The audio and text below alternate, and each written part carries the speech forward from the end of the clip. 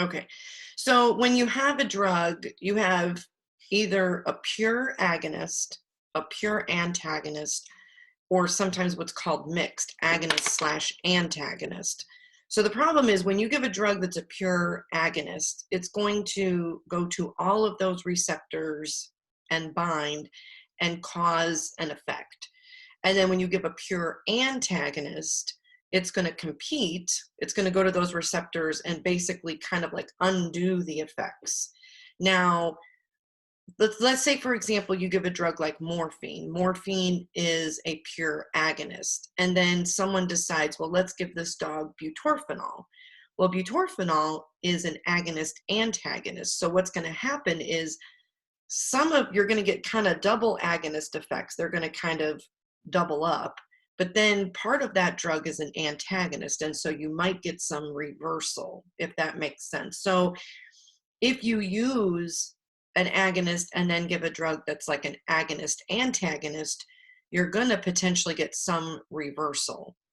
Now, when you give an animal an antagonist, it's going to completely take away the effects of the agonist. But when you use a partial, like agonist antagonist, you only get like partial reversal of effects. So in general, it's just recommended if you're going to give a dog a drug that's a pure agonist that you try to stay within that family, unless you are wanting to reverse the dog. If you do want some reversal, you could give a full antagonist to get complete reversal.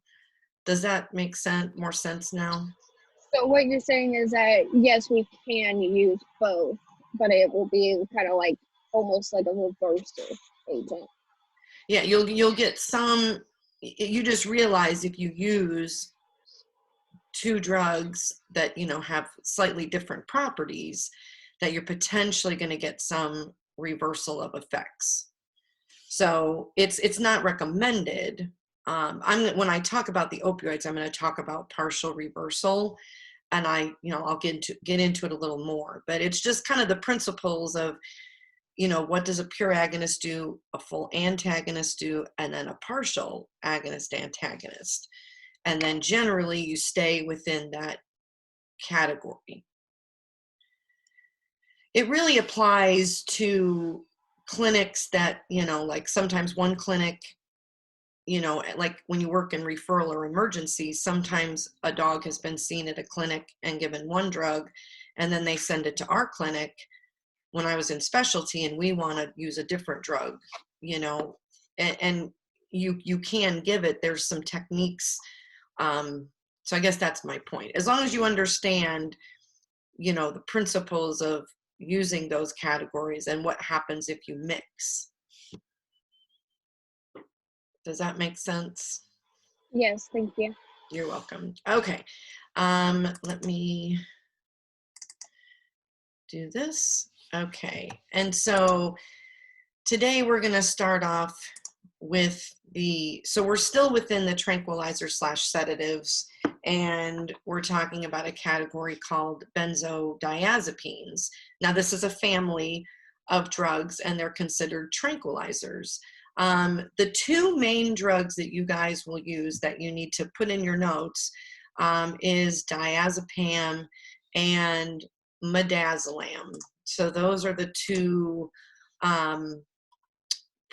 primary benzodiazepines that we use. Now, there is a drug called zolazepam, but it is part of a drug called tilazol. Now, I'm going to talk about tilazol in the next section because it's an induction agent. But since I'm talking about benzodiazepines, I have to mention that tilazol does have a benzodiazepine in it. The problem is you're not going to go to a drug shelf and reach for a bottle of zolazepam, if that makes sense, because it's not sold by itself. It's part of a combined drug called tilazol. So the two primary drugs you'll have access to are diazepam and midazolam. And hopefully you're seeing the same kind of sounds and the same, diazepam, midazolam, zolazepam. You're seeing benzodiazepines, diazepam, benzodiazepines. always trying to give you guys clues, because I may ask you on a test, is which of these drugs is a benzodiazepine? And I could list several drugs, and you have to tell me which one. You know, you have to know what family they belong to and then their effects. So now, this group of drugs, they have a rapid onset. They do not last as long. So they do not, you know, they have a shorter duration of effect compared to, you know, like the other sedatives that I'm going to talk about. But when we talk about, and again, when you guys open these PowerPoints, there's lots of extra notes here underneath that you can get access to. But so central nervous system, they are calming. They're primarily anti-anxiety drugs. They are not, first of all, they have no analgesic properties, and they're not considered potent sedatives. Like if I have a dog that's aggressive, or that's like a spasmaniac, like, you know, the 1-year-old lab that comes in for a spay, I'm not reaching for a benzodiazepine because they're just not potent. You're going to get some anti-anxiety. You might get sedation in a patient that is debilitated. So, you know, again, they're not potent. This isn't a potent category. Their primary use in veterinary medicine is they are anticonvulsants. So if an animal comes in with an active seizure, you're going to grab, you know, diazepam, which is Valium, is the gold standard, but you also do have midazolam, and I'll talk about the difference. So that's their main job, but we use them in anesthesia for their calming properties and anti-anxiety. So I take, so I have a terrible fear of flying. If I'm going to get on an airplane, I take what's called is Ativan, which is a benzodiazepine sometimes given to people with anxiety. So I have, you know, I take it about an hour before I fly. It just kind of calms my nerves. Sometimes people take them. My mom, you know, if she was going to get a CT scan, she's claustrophobic. They gave it to her prior to her CT scan. So it's not going to like it doesn't knock me out. It doesn't knock my mom out. It just kind of calms the nerves.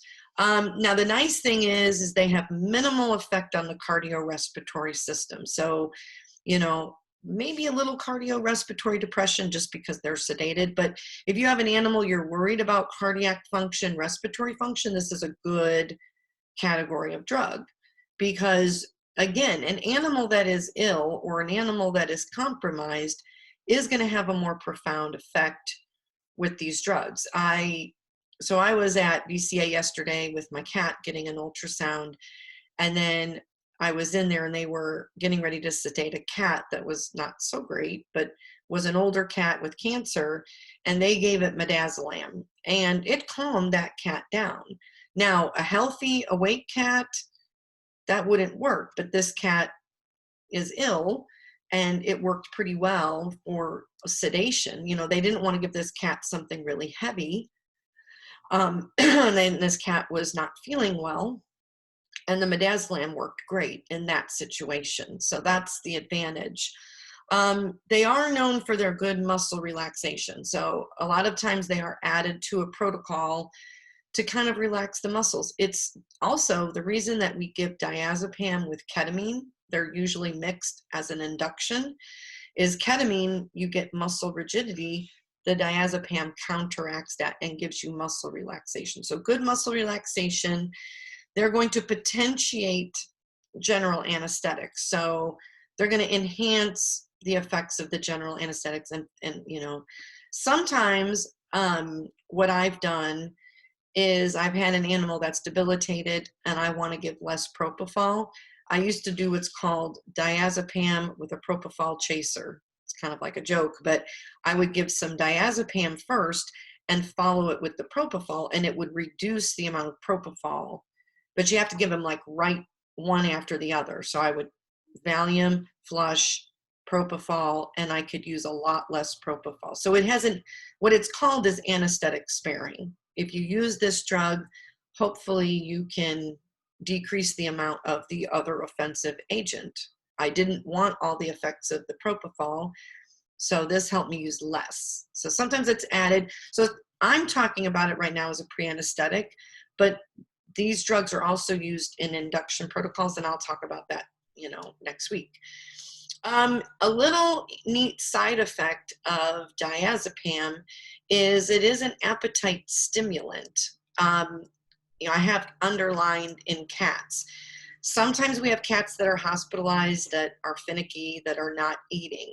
Now, you can give them, it's low dose diazepam or midazolam. It's not a sedative dose. It's like you give it to them and all of a sudden they just start eating and eating. It's kind of funny. It's like they just dive into their food and they're just like, So sometimes we can use it short term. This wouldn't be like go home for a month and give it diazepam to eat. It would be like, maybe they're ill in the hospital. A little bit of diazepam will make them eat. And sometimes post-op, and it'll help them eat on recovery. Now, some of the adverse effects. Now, again, it's very safe in general, but there are some excitement and disorientation if you give it to a young, healthy dog. Again, this category is not for your young, healthy, awake patients. And I have seen this in cats. They can become extremely dysphoric and aggressive. They were knocking out a young cat when I was at Purdue, and it was the ophthalmology department. So they were down, we had a big prep room at Purdue, and I was knocking out a case, and they were down the row. We had like 8 prep room tables, and I knew the protocol, and I was starting to yell down to them. I was like, hey, don't give the midazolam first. They were going to do like midazolam and buprenorphine. And they didn't hear me in time. They gave this cat the midazolam IV, and they were going to flush and give the buprenorphine IV.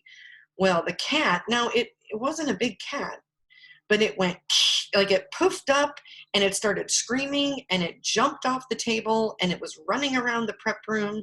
And, you'd think like a 500-pound tiger was loose. We were all like freaking out, and we went and got a comforter and like threw it over the cat and like wrapped it up and threw it in a cage. And it was like, it's like those little cats, and they're like little kittens are mad, and they look like they get all poofy because they try to look, but that thing was crazy. So unfortunately, if you're going to have something with a young cat, you're going to need to use a different drug, because in those cats, it can make them, dysphoric, euphoric means like you feel good, you're happy, you're just like in this good mind space.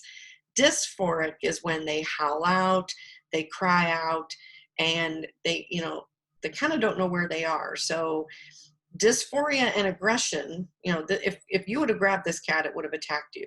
It climbed up the student's leg and then jumped off. And like I said, we're all running around like some massive crazy animal is loose, and it's this cat, but it was, you couldn't grab it, it would have attacked you. So I've seen it happen.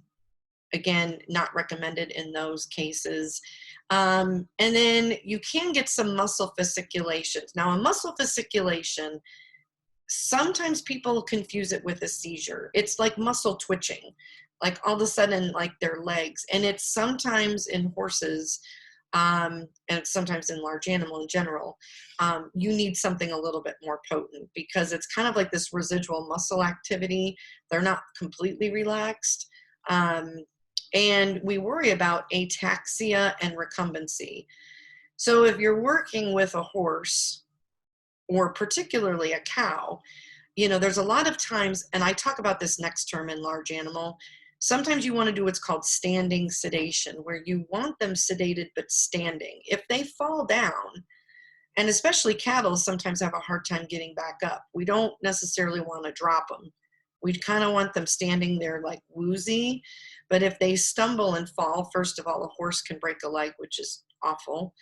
And then sometimes cattle will stay down and we have a hard time getting them up, and then they get like neuropathies because of the pressure on the nerves and things like that. Now, diazepam, I will tell you, when you give it IV, you have to give it slowly. It's in the base. the chemistry of the drug, it's in a base called propylene glycol. It almost looks syrupy, shimmery when you draw up diazepam. It has like a tinge, it's almost like an amber color, very light beige. It's just not clear. And the base that it's in, if you give it too fast IV, can drop their blood pressure. So you want to give it, if you're using diazepam IV, you don't want to blast it in. You want to give it over like 30 to 60 seconds and keep an eye on their pulse so that you don't drop their blood pressure. You know, you have to, even when I give it to a seizure patient, I don't just blast it in. I kind of like push it slow. Even though they're seizing, you don't want to cause that drop in blood pressure. There is oral diazepam. Now, in surgery, you're going to be using the injectable form, but it can cause liver failure in cats, so we use the injectable form when we're working with cats. So again, everything I just said is kind of basically the category. Why do we use the family of drugs? What patients is it good for? Now, what is the difference? There's some key differences. Number one is diazepam is not water soluble. Do not give this in the muscle or the sub-Q. Well, I always say it's a free country. If you give it in the muscle or the sub-Q, the animal's not going to die. It's just not going to work. Because of that propylene glycol base, it tends to stay in the muscle and not get absorbed. So the problem is, I had a doctor do this for a skin test in an aggressive German Shepherd, and he wanted to give ketamine diazepam. And normally we give that IV for induction, and it works great. But the dog was aggressive. He goes, I'm just going to give it in the muscle. And I was like, I wouldn't do that because we're using diazepam. He's like, no, it'll be fine. It'll be fine. Well, the problem is, this was a big German Shepherd. The ketamine kicked in because ketamine was water soluble. Ketamine is also an hallucinogenic. So now, and then the Valium didn't kick in so the dog was rigid, and it was a hallucinating aggressive dog. It's bad enough when they're aggressive, but now the dog is aggressive and hallucinating. So the dog became extremely difficult. And he was kind of like, okay, I probably should have listened to you. I'm like, the problem is the diazepam isn't going to get absorbed the same time. It'll eventually kick in much later, but it's just not a preferred route. This has to go IV. It's best absorbed intravenous, and it cannot mix with any other drugs except ketamine. It will cause precipitate. If you remember, I told you guys, whenever you mix two drugs in a syringe, shake the syringe and look at it, make sure it doesn't have that snow globe effect. Because if you say you mixed diazepam and butorphanol, you would get that precipitate, and you don't want to give that IV. So you should always check your drugs for cloudiness or precipitate. If you're giving something IV, it should be clear. You know, about the only thing we give IV that isn't clear is propofol. Other than that, usually IV, you want to go water soluble, no precipitate. The other thing is you shouldn't store this in plastic because the active drug binds to plastic. So people in our ICU at Purdue, what they used to do is if they had a seizing dog, sometimes they would draw up a dose of diazepam and keep it on the cage. In case the dog had a seizure, you could grab the syringe and give it quickly. But the problem is if that syringe sat there for more than an hour or so, not completely sure active drug is going to be, because some of that active drug could bind to plastic. So it's not recommended. It is also somewhat light sensitive. That's not on the slide. It does come in a brown bottle. So you also don't want to store it in plastic because, you know, the syringe is clear. And, you know, sometimes with light sensitive drugs and syringes, we wrap them with vet wrap or tin foil or something to protect them from light. But in general, you don't want to keep it in a, you know, so and another thing a lot of techs do is I would come in the morning and I'd say, I have 5 surgeries. I'd pull all the charts and I would draw up all the drugs and I would set them on the charts. So then I'd be ready for the next patient. But if you're using diazepam, you don't want to draw that up until you're ready for surgery so that it doesn't sit in the plastic. So all these are all tips, but diazepam has to be, again, it will mix, or the only thing it can mix with is ketamine. So it is used with ketamine as an induction agent. So again, I'm talking about a pre-med, but it is also a common induction agent drug. Now, midazolam. Why do we have midazolam? Well, and a key difference here, diazepam is cheap. It's been around forever. So diazepam is the generic name, Valium is the trade name, and it's been around for a very long time. So it's inexpensive compared to midazolam. Midazolam is the newer benzodiazepine. The difference is it is water soluble. It's clear. And it can be administered IM, sub-Q, or IV. How do I tell students remember this? IM, midazolam, muscle, midazolam, IM.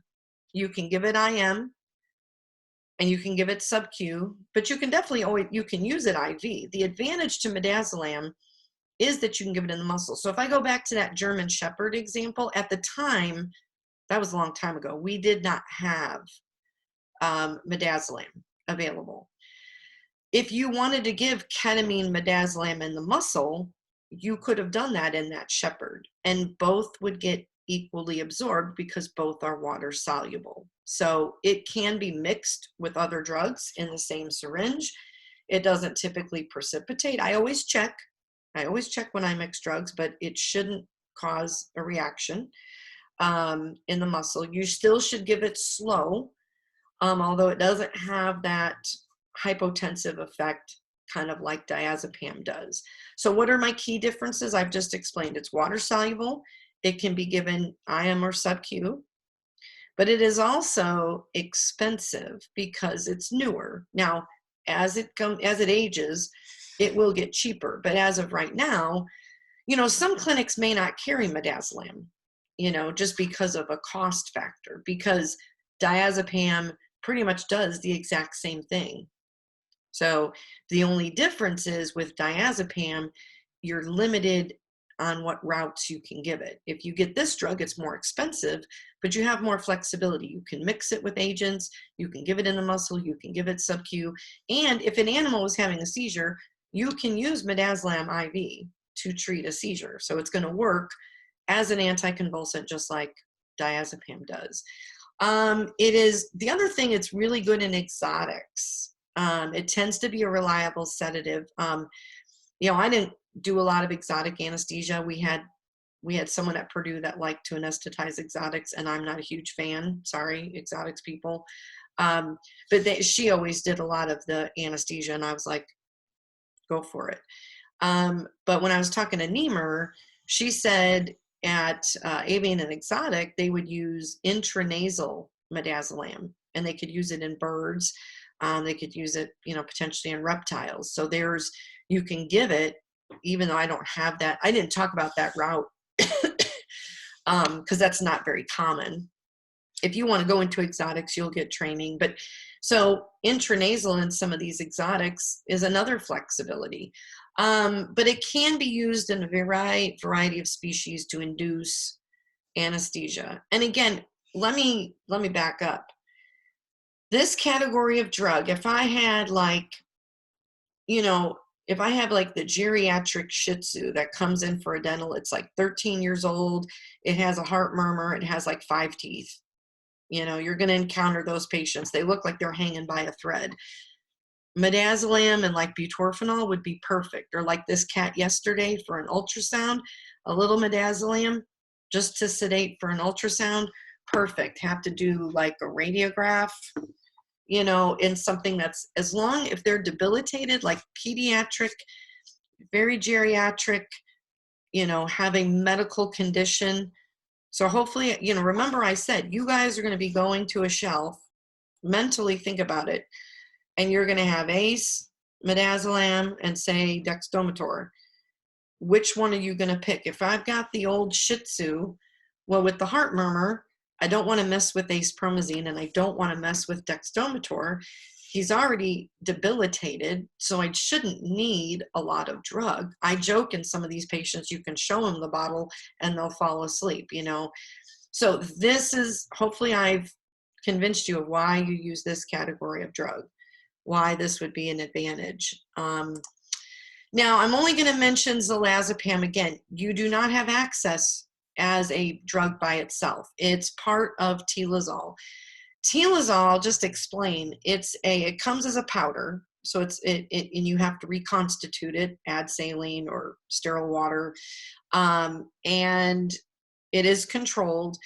Zolazepam is like ketamine and Valium, except it's tyletamine and zolazepam. So but it's a combined product. You can draw it up and you give it in the muscle as an induction. I mean, you can give it IV, but the advantage, I'm not a tilazol fan.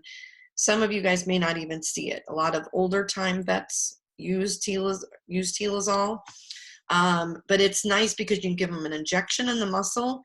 They fall asleep and you can intubate them.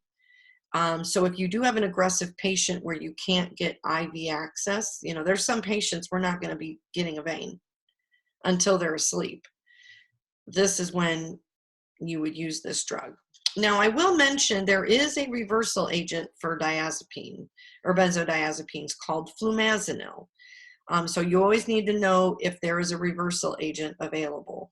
It is, you know, it has minimal side effects, but you get unpredictable reversal. And sometimes there's reports of seizure activity, which can be some of that muscle fasciculation / seizure activity. I'm going to tell you, I have never used flumazenil, and I've done a lot of anesthesia.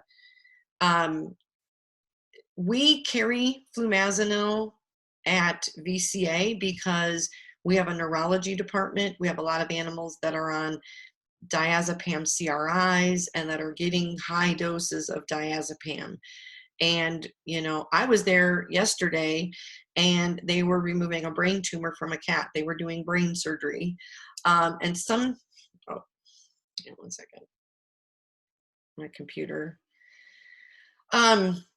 So we carry flumazenil, but I've never used it in an anesthesia situation. I mean, if you massively overdosed, you could, but the effects of this category of drug are so minimal, it would be rare that you would have an adverse effect that you had to reverse them.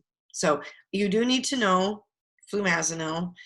When you guys write up your drugs, there's not a lot to write about the reversal agents. If you're struggling to find information, I should have said that, but most of your reversal agents, you're just going to say reverses this drug, and that's kind of basically what it does. And that's what flumazenil is. Are there any questions about the benzodiazepines?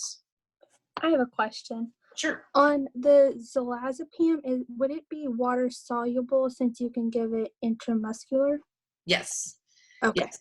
So the nice thing is, even though it comes as a powder, when you reconstitute it, it'll be clear. You know, you want to make sure it's well dissolved. I know some people, normally when you give tilazol, you kind of just give tilazol. Sometimes people will add like butorphanol to it, or sometimes you'll give the tilazol in the muscle, and then when they're asleep, then you'll give the analgesic, but it is water soluble. So you can give tilazol IV. The advantage is, you know, occasionally you're going to have a patient that you just can't touch them. We had one come for radiation. The owner brought the dog in muzzled, told us to put another muzzle on the dog. This is the owner. And we had to pull him through the run, give it tilazol. Then I would take it back to the room with the owner, and she would text me when the dog was asleep. We would take it back, give the IV like butorphanol, do radiation. And then when the dog was like half awake, I would put it in the room with the owner. She would take off our muzzle and go home. That's how bad this dog was. There is no way anybody was going to restrain this dog for an IV injection. So that's the advantage of tilazol, is that you can completely knock them out. And then when they're asleep, You can draw blood, you can put in a catheter, you can give whatever you want, but nobody's going to get hurt. So, any other questions about the benzos? Okay, so let me talk about the alpha-2 agonists. They're officially known as alpha-2 adrenoreceptor agonists, but a lot of people just call them alpha-2 agonists. Oh, and I forgot to tell you, the benzodiazepines are controlled. Okay, so ACE, promazine is not controlled. Atropine and glyco are not controlled. Diazepam and midazolam are controlled, so you do have to record them. I believe they're a Schedule 3. So a little abuse potential, not, you know, like a Schedule 2, which is your high abuse potential. But the nice thing about the alpha-2s is they are not controlled. So you can leave them in, you know, on the counter, not controlled. I have underlined sedation for a reason. Of the drugs I've talked about ACE, I've talked about the benzos. This categories are your most potent sedatives. If you need to knock a dog on its butt or a horse or whatever, this is the drug you go. So if I've got something, you know, especially you've got crazy patient jumping, and sometimes they're crazy and they're very sweet. I just don't want 3 people laying on top of a dog to do a catheter. That's just not fun. I'd rather sedate them, lay them on the table, and they're, you know, super chill. I've sometimes put catheters in sedated patients by myself because they're so relaxed. So if you can chill them out before a procedure, this is your most potent sedative. So, and the other thing that's different of the 3 drugs, these have analgesia. Now, remember I told you every drug has a primary job. This drug's job is a sedative. Diazepam, sedative. Acepromazine, sedative. But of the 3 categories, you do get analgesia. It's not potent. Like if you have a dog that's going into surgery or a dog was hit by a car and you're doing radiographs, that dog still needs another analgesic on top of this. This isn't enough analgesia to get you through a procedure, but it's going to enhance. It's just going to enhance with an analgesic. And you get good muscle relaxation. So good relaxation, great sedation, very potent, and some analgesia, and it can be used in large and small animal. So I'm going to talk about that. You can give IM, you can give it IV. You can give it sub-Q, it's just unpredictable when it's going to kick in. So IM or IV are preferred ways. And remember, I prefer IM. I mean, IV, you're going to get some of the side effects of these drugs, which are fairly significant. With the good comes the bad. So when you go intravenous, you remember you're going to lower your dose versus what you give IM, and watch for those side effects. And this is given prior, and the nice thing is these are reversible. So these are pure agonists. So when you give these go to the alpha-2 adrenoreceptors and cause sedation, analgesia, euphoria, things like that. But if you get in trouble, you can reverse them. I do want to mention, you guys are going to use a protocol when you guys, well, you're in radiology now. You're giving this with like butorphanol or buprenorphine for sedation. In surgery, whenever you knock out a cat, you guys are going to use what's called Kitty Magic. And Kitty Magic, let me write down what's in Kitty Magic because I do want you to know for the test.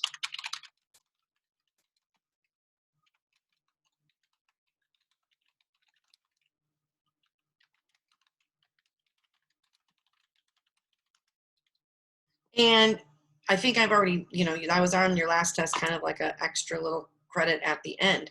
Dexdomitor is your sedative, buprenorphine's your analgesic, ketamine's your anesthetic.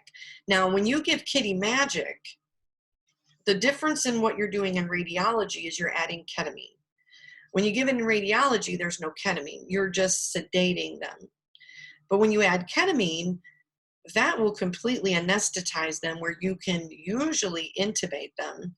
And that's it's kind of your pre-med induction combined. So Kitty Magic is kind of what I would call a combined protocol. It's used a lot in practice. You give all three in the muscle together, and then sometimes in 5 minutes to 15 minutes, they're out. Then you'll put a catheter in, you'll intubate, put them on your gas to maintain them, and there you go.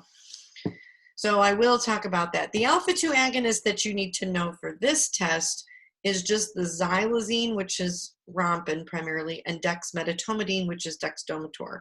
When I get into large animal, I'm going to talk about detomidine and romifidine. There is a few large animal alpha-2s. You know, again, you're not going to really use detomidine or romifidine in a dog or a cat. Now, a lot of large animal will get xylazine. Xylazine's kind of like, but you don't typically use dexmedetomidine in large animal. Maybe a foal or a calf. They would probably go with one of these others or xylazine. So let me talk about this group as a whole, and an important group to understand. It stimulates the alpha-2 receptors, which are in the sympathetic nervous system. That's where you find alpha-2 receptors. So number one, they decrease norepinephrine release, which is normally why you would get a fight and flight. So what happens here is you get no fight and flight, which is kind of like causing some of these calming effects. That's what we're getting at. They are very sedated, analgesia. Definitely there's a reason I highlighted this. If I have an animal that's bradycardic, the first thing I do, or especially if they're extremely bradycardic, did they get an alpha-2? If they got an alpha-2 agonist, that's probably why they're bradycardic, 9 times out of 10. I mean, there could be other issues, but this group of drugs causes profound bradycardia. You don't see that with ACE, and you don't see that with midazolam or diazepam. You will see it with xylazine and dexdomitor. Okay, bradycardia. And it's because when you first give it, the patient becomes extremely hypertensive. It increases blood pressure. The heart slows down. I'm going to explain that here in a second. Then their blood pressure will drop towards the end of the procedure a little bit, and then they can get hypothermic because of the drug's vasoconstriction and their sedation. It does have to be metabolized in the liver and excreted in the urine, so you do need decent liver and kidney function. So hopefully there's going to be some pre-op blood work.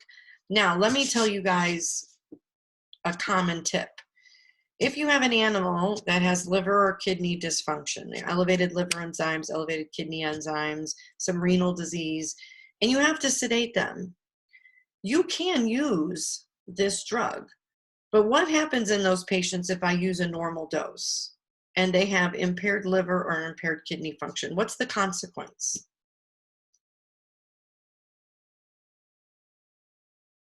If you think about it a minute, if they can't metabolize the drug as readily, they can't excrete it, then what's the consequence if I give it to my patient? An overdose? Potential overdose. Because it's too strong, it stays in the system? Yes, you're going to get a potentiated effect. It's going to last potentially longer, or you're going to have a potentiated effect. So I'm not saying you can use this drug, but you're probably going to be better off with something like midazolam, maybe even low dose ACE, or decrease your dose, because there's going to be it's not 100% you're going to overdose, but you have a, potentially overdose, or at minimum, you're going to have a potentiated effect. Because what happens is if the liver can't break down the drug, it's circulating, right? If the kidneys can't excrete it, it's potentially circulating. That's the consequence. And that applies to everything, well, especially anesthetics. If, most things go through the liver and the kidney, broken down by the liver, excreted by the kidney. So whenever you have impaired liver kidney function, you always run the risk in those patients that things are going to be more potent, things are going to last longer, therefore decrease your dose, because you can always give more. So that's just kind of, and again, you can get rapid sedation and it can last 1 to 2 hours. Now this depends. Have you guys sedated anything yet this week, right? Yes, And cats. how long did it last? Just a Mm, rough estimate. well, we did a reversal, but we were in there half hour, 45 minutes. We were So, probably in there today for like an hour. so towards an hour, was your patient still as sleepy as when you started, or? It was starting to Definitely wake up a not. little bit towards the end. So those, when you guys give it, and I don't know if you gave it IM or IV, but when people give it IV, you get about 30 to 45 minutes of good sedation. When you get to that 45-minute mark, especially IV, they're probably 30 to 45 minutes, they're probably starting to move a little bit more. If you go in the muscle, it was IM. Okay, in the muscle, you might get closer to 45 minutes to an hour. Now, that's always patient dependent, but the drug is still in the system. It takes a couple hours to get completely cleared. So what I'm talking about is true good, like take some x-rays, you know, so you got, we use this a lot at VCA to sedate for ultrasounds. We use a lot of dexdomitor. And I knew I had about a good 30 to 45 minutes. When, if the ultrasound went longer, then sometimes I had to top them off or give them a little bit more drug just because they were wiggling or, you know, starting to react. And then I sometimes would give them a little more drug. But that's about your window. But it does kick in. Like when you give it IV, it does kick in. Now let me, you know, I really want, I know it's 11:30, we end at 11:35, but I really want to talk about this, so I don't want to cram it in here in the last 5 minutes because I want you to understand this drug. There's a lot of practices use it, plus you use it in radiology and surgery. So let me stop here. Do you have any questions? Homework's due tomorrow before class, correct? Yes, what I'd like to do potentially, if you submit the homework, and you should have all the, even if I've not lectured on the drug, you should have the basic information you need, is maybe finish up on Friday with a potential midterm on Monday, which would give you the weekend to study, which hopefully, you know, that would be helpful. So let me see how we get through tomorrow. And as soon as I'm done, I'll convert this and post it. And that will kind of be our plan. Okay. Are there any other questions? All right. Well, I will see you guys tomorrow and have a good rest of your day. Have a good one. Bye-bye.